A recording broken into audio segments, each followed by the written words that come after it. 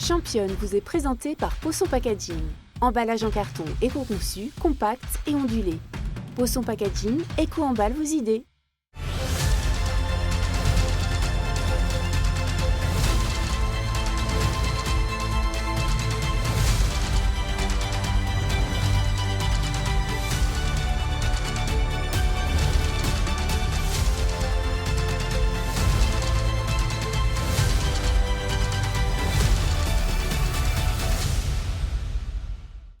Bienvenue dans Championne avec aujourd'hui une personne très investie dans son club, les JS Coulennes Roller. Aurélie Chassin, bienvenue sur ce plateau. Bonjour, merci de m'accueillir. Merci d'être là. Il en faut des gens comme vous, hyper investis dans les associations. Vous en faites partie. Vous êtes vice-présidente du JS Coulennes. Vous êtes d'ailleurs plusieurs vice-présidents, présidentes. Vous êtes toute une équipe dans ce club à travailler collectivement pour organiser beaucoup de choses tout au long de l'année. On va en parler. C'est important, cet esprit d'équipe. Tout à fait. Ouais. Alors, tout commence pas du tout dans le roller pour vous. En termes de sport, c'est pas le roller qui a primé au départ. Vous avez fait quoi d'abord au début? Au début, j'ai commencé par l'association sportive du collège. Ouais. Voilà, avec la découverte de différents sports. Et puis, le collège, c'était où? C'était en Sarthe? Alors, c'était en Sarthe, à Malicorne, le collège Marcel Pagnol, voilà, où j'ai commencé à toucher un peu au sport co avec le hand, le basket et divers sports. Vous avez fait du hand à haut niveau? Alors, bon niveau? Pas voilà, un niveau départemental, je suis restée. Bien. Et voilà, je me suis surtout bien amusée. Il y avait... Après, j'ai intégré le club de l'Assus sur Sarthe pendant 12 ans, où j'ai fait du hand pendant 12 ans. Donc, toujours niveau départemental, pas un gros niveau, mais voilà, avec un bon esprit d'équipe, un bon esprit de club. Et puis après, chemin faisant, j'ai arrêté le hand pour faire du kinball. Le kinball, tiens, on va avoir des images de kinball parce que ça fait partie des disciplines un petit peu rigolotes qu'on ne connaît pas tous et qui sont très intéressantes voilà, en termes de ludique déjà, mais aussi de stratégie. Pourquoi vous avez arrêté le hand? C'était un petit peu trop contact. Ouais, le hand est un peu contact et ça correspondait plus trop avec le travail. J'étais commerciale, donc il fallait que je me présente avec des gens et j'ai fini un week-end avec un œil au beurre noir. Et le lundi matin, c'était compliqué pour aller travailler. Donc voilà, ça a été une des décisions qui ont fait que j'ai arrêté le hand, qui était un sport passion, pour un sport où il y avait un peu moins de contact. Le kinball. Le kinball. En l'occurrence. Vous avez fait ça pendant 2 ans et puis, chemin faisant, c'est les hasards de la vie, vous tombez sur le roller. Comment ça se passe en fait? C'est quelqu'un de très très très cher à votre cœur en fait que vous avez lancé d'abord en roller et vous vous avez dit tiens, et si je faisais comme lui? C'est un peu ça, c'est mon fils c'est mon fils qui a commencé le roller. Gentiment, il a très vite pris goût au roller et au roller et je me suis dit mais mince, il va vouloir en faire en extérieur et je vais vouloir l'accompagner, mais moi j'ai un peu de base, mais je sais pas freiner, je sais pas prendre des virages et il faut que je m'y mette. Et il s'avère que le club de Coulennes a une section adulte, loisirs, le mercredi soir.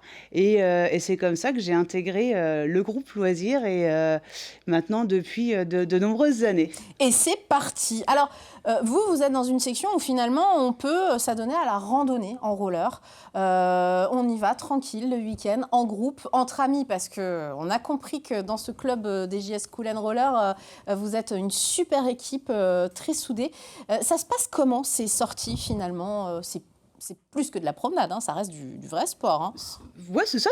Alors, la randonnée, c'est tous les dimanches matins, avec un départ sur Coulennes. Et là, le groupe part pour 15-20 km en fonction des envies et des niveaux de chacun. C'est-à-dire que si sur ce dimanche-là, il y a un bon niveau où ils vont pouvoir un peu pousser, et puis s'il y a quelqu'un qui est un peu moins aguerri, mais qui a envie de randonner, les personnes qui mènent la rando vont adapter de façon à pouvoir que tout le monde puisse prendre du plaisir en fait. Et vous roulez où concrètement? Sur les pistes cyclables, les voies vertes? Il y a de quoi faire autour de Coulennes, Le Mans Alors oui, il y a de quoi faire et puis le territoire est aussi en train de s'adapter, donc ça c'est plutôt un bon point pour la mobilité douce. Donc oui, on roule sur les pistes cyclables, sur les routes, on roule aussi en campagne.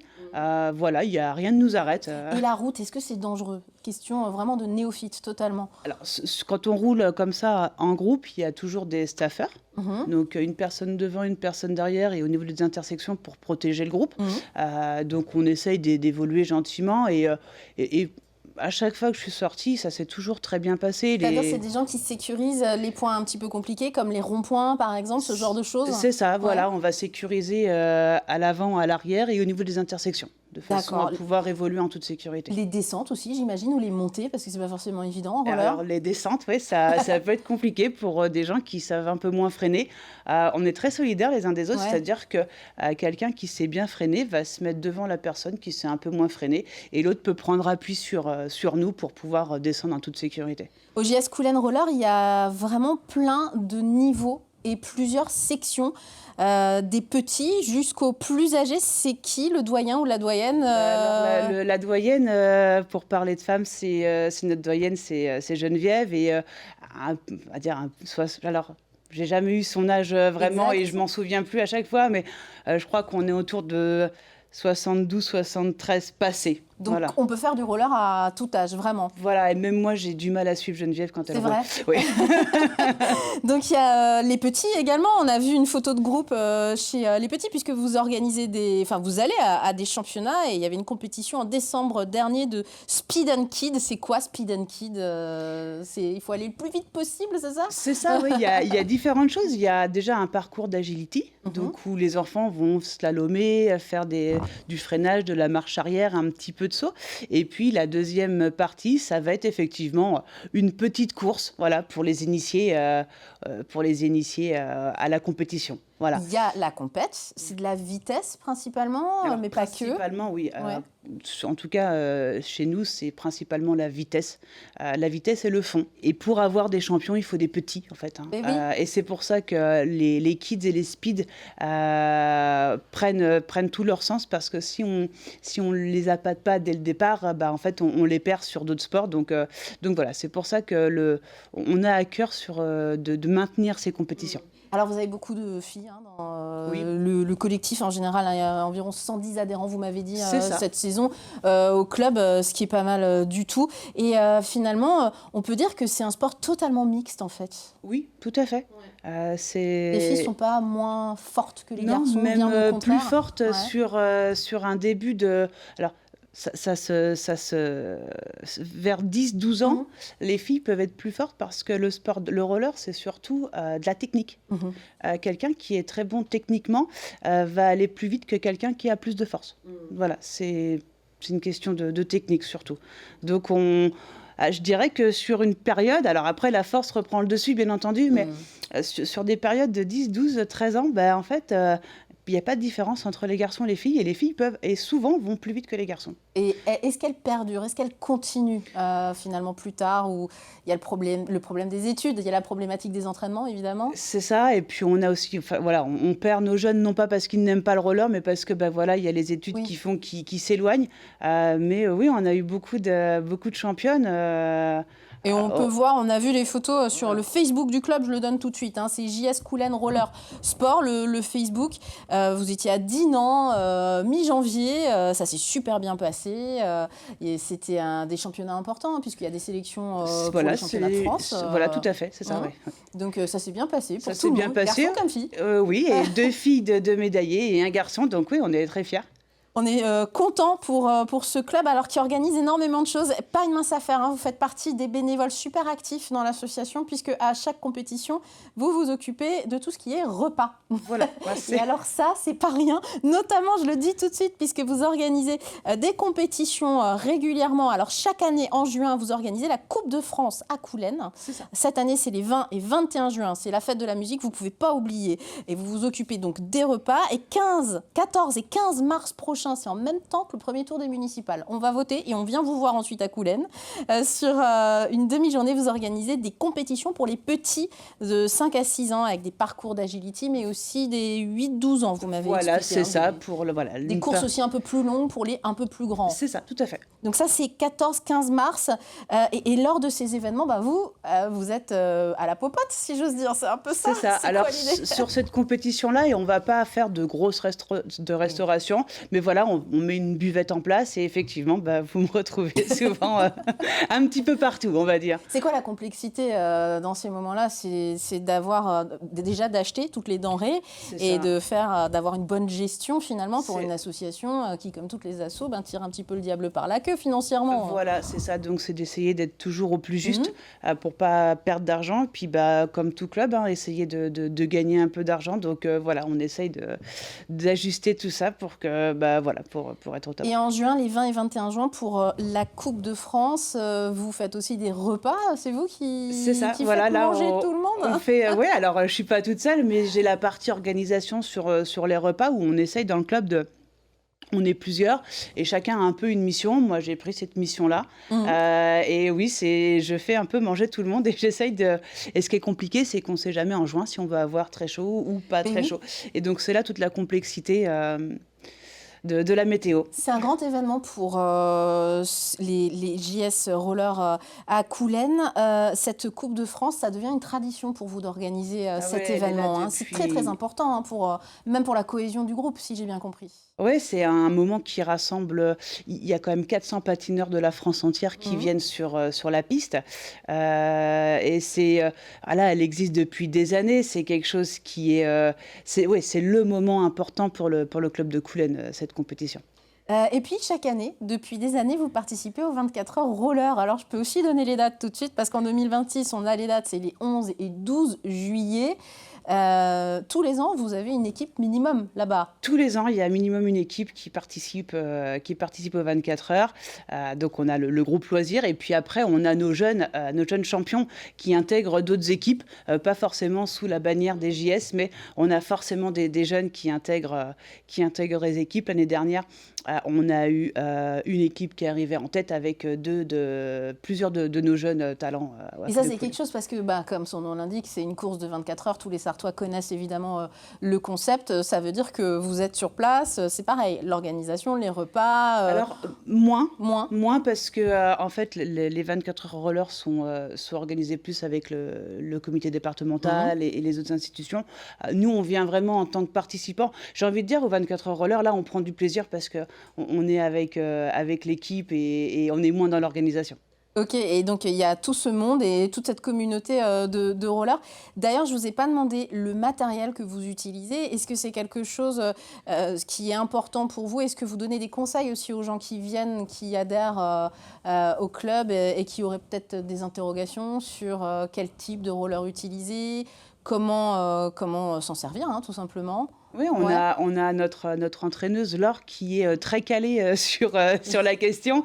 Elle est mécanicienne de roller, ça existe? Alors, on fait tous les ans, en fait, en début d'année, on fait une session en fait, où on apprend à tout le monde à démonter ses rollers et comment entretenir ses rollers. Voilà, comme ça, tout le monde a les mêmes bases. Et puis après, bien sûr, quand on veut des conseils sur les rollers, on s'adresse souvent à Laure. Et Laure est de très bons conseils pour choisir les rollers. C'est parfait, on a toutes les infos. On a tous des combats et dans cette émission, on aime bien parler des combats en général. Quels sont les vôtres au sein du club? Est-ce que vous portez des sujets en particulier? C'est pas un sujet en particulier, mais c'est l'égalité en fait. Je vais pas. Ce que je veux, c'est que toutes les sections soient représentées sous le même pied d'égalité, même si nos compétiteurs, on en est très fiers, mais les petits aussi, on est très fiers quand ils font leur kids, leur speed.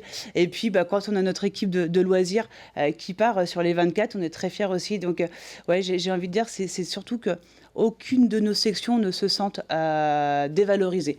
Voilà. Toutes les sections doivent compter. C'est ça, toutes les sections doivent compter. Et là, il n'y a même plus de question d'âge, de sexe, de peu importe. Voilà, les filles, les garçons, c'est tout le monde. Et voilà, le but, c'est d'avoir une bonne cohésion et de tous prendre du plaisir. Voilà. On a compris que c'était aussi un sport qu'on pouvait pratiquer même au sein de votre club en famille. Vous continuez à faire du roller avec le petit garçon, il y a 11 ans, que vous avez mis sur des patins. Il avait 5 ans à l'époque. C'est ça, oui. Aujourd'hui, il a 11 ans de plus. Vous continuez à faire du roller un petit peu en famille Alors, il roule un petit peu moins. moins les enfants. Ma fille aussi a fait du roller. Ils roulent un peu moins, mais quand on roule ensemble, oui, ils sont contents parce qu'ils vont bien plus vite que moi. On roule évidemment avec toujours les protections. Toujours, on l'a pas ouais. dit, mais Voilà. c'est très très important. Les genouillères, le casque, si ouais. on peut coudière, il y en a pour les mains Les aussi, il y a mains, tout ce voilà, qu'il faut. ouais, il y a tout ce qu'il faut, tout Bon, à fait. c'est Ouais. génial. Une dernière question traditionnelle dans cette émission. Vous m'avez envoyé une photo de vous, enfant. Je voudrais qu'on la voie, cette photo. Et c'est génial parce que je crois que tous les gens de ma génération peuvent reconnaître presque cette photo. Il y a un petit côté sépia. La coupe de cheveux est absolument parfaite dans les années 80-90. Et surtout, vous avez des patins à roulettes aux Eh pieds. oui.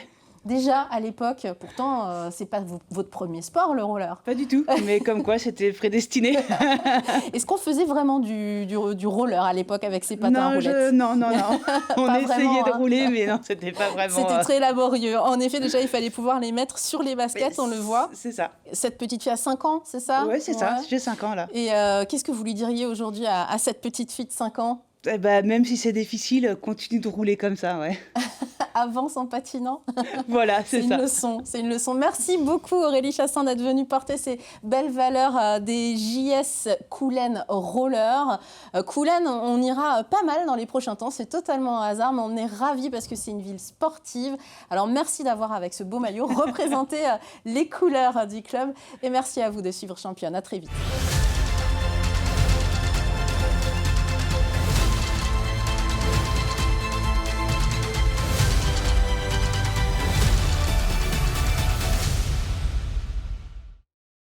Championne vous est présentée par Poisson Packaging. Emballage en carton éco-conçu, compact et ondulé. Poisson Packaging, éco-emballe vos idées.